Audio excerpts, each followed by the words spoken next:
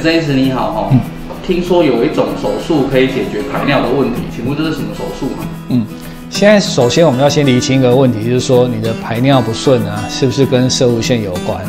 那攝護腺是男性特有的一个器官，那随着我们年纪的增长，它也跟着长大，那我们就开始会因为攝護腺肥大阻塞的尿路的出口，会产生一些排尿困难的现象。如果你是属于这一方面的疾病，我们用的是一种特殊的一种微晶球去减容的手术。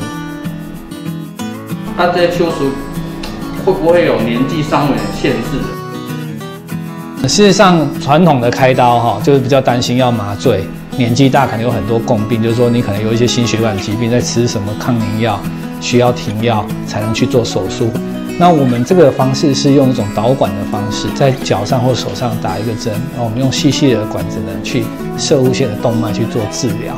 那我们会在攝護腺的动脉摆上一种很小很小的微球呢，去栓塞掉这个攝護腺的动脉。让攝護腺的动脉血流减少以后，它就会萎缩。所以基本上我们这种手术呢，是一个非常微创的，对患者来讲就是脚上或手上有一个针孔这样子而已。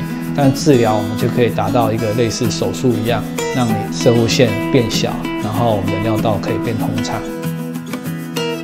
按呢，我这攝護腺的手术会不会影响到我以后的性功能？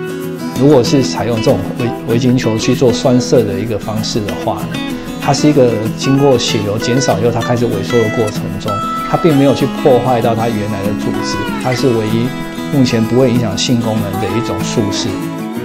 那我手术之后会不会痛很久？事实上，这跟自己的痛的感觉，跟你的攝護腺是不是非常的大有关系。有些人呢，因为攝護腺非常的大，那我们栓塞的话，它因为很大的一个器官呢，受到了一个缺血的情形呢，它就会产生一些不舒服。但基本上都是一些药物就可以解决的程度。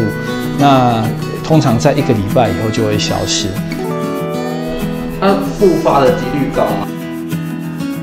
事实上，攝護腺肥大经过这个栓塞治疗以后呢，目前复发的机会呢是小于10%的。甚至很多地方成绩可以到达5%以内。那它是一个很安全的手术。如果真的病人不幸发生了复发的情况，那怎么办呢？事实上还可以考虑再栓塞一次，或者是说你就不想做栓塞了，你可以回到传统的手术治疗，这都不互相影响的。那我这样的手术风险高吗？事实上，它的风险是算非常低的。那主要大部分术后可能会产生一些解尿的时候会疼痛。那少数的患者在前2天呢，他因为刚刚栓塞完，他攝護腺更肿，他反而会觉得排尿更困难。但是度过了这几天以后，他会慢慢的缓解。那我们一般使用一些药物呢，就可以克服这些症状，不舒服的症状。那我手术之后要住院住多久？多久才会有感觉到有改善？事实上，我们术后隔天就可以出院了。那我们这个是栓塞跟手术的一个很大的不同，就是我们需要等待时间，让它的效果变好。那所以呢，它不像手术，马上做完了手术以后，你就马上这个尿路就通开了。它要等待攝護腺开始慢慢的萎缩。那这个稳定的时间大概是1个月，但是1周以后就会开始改善。那我手术后回家，我要注意什么事情吗？最重要的是要跟医师保持联系，就是术后的一些不舒服、不适的症状呢，一定要跟医生好好的沟通，才能在适当的时间内做一个最好的处置。